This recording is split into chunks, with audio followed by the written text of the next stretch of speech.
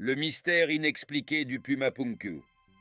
Pumapunku est un vaste complexe connu pour ses vestiges d'architecture en éléments préfabriqués encastrables, situé à Tiwanaku en Bolivie.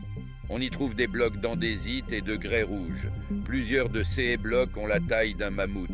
Si les carrières d'où proviennent probablement ces blocs mégalithiques ont été localisées, on ignore comment les bâtisseurs sont parvenus à les acheminer jusqu'ici, à une distance de plusieurs kilomètres et en altitude à 3800 mètres au-dessus du niveau de la mer.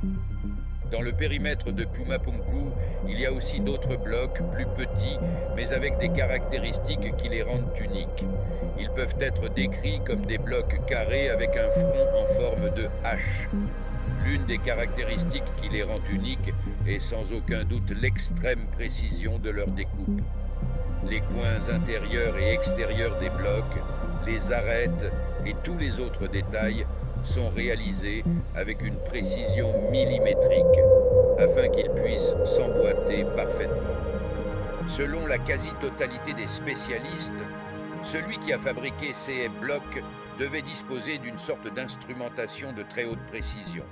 L'incroyable précision de la taille des pierres à Pumapunku ressemble beaucoup à la précision avec laquelle la chambre du roi en Égypte et l'intérieur des parallélépipèdes du Sérapéum à Saqqara ont été réalisés.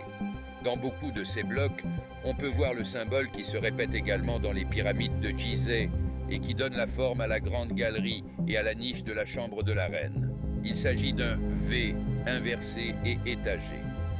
Une autre caractéristique unique de ces blocs est qu'ils ressemblent à des blocs modulaires qui peuvent s'emboîter de différentes manières comme une sorte de Lego géant. De plus, ces pièces de Lego géantes sont maintenues ensemble par un ingénieux système de supports internes composé d'un alliage cuivre-arsenic-nickel-bronze. 2 blocs de diorite ont également été trouvés, assemblés avec un système similaire. La précision avec laquelle tous ces blocs ont été fabriqués laisse les observateurs perplexes. Ils ne ressemblent en rien à des objets du passé.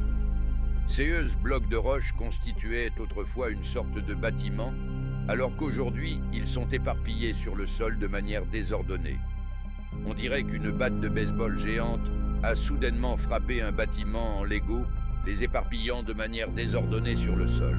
Cela indique qu'une fois de plus, une gigantesque onde de choc a violemment frappé cette zone, comme cela semble également s'être produit à Sacsayhuaman en Chine.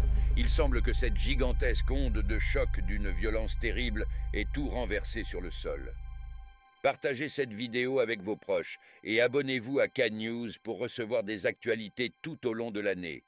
Vous pouvez trouver plus de détails dans le livre Homo Reloaded, l'histoire cachée des 75 000 dernières années. Un lien est disponible dans la description de cette vidéo.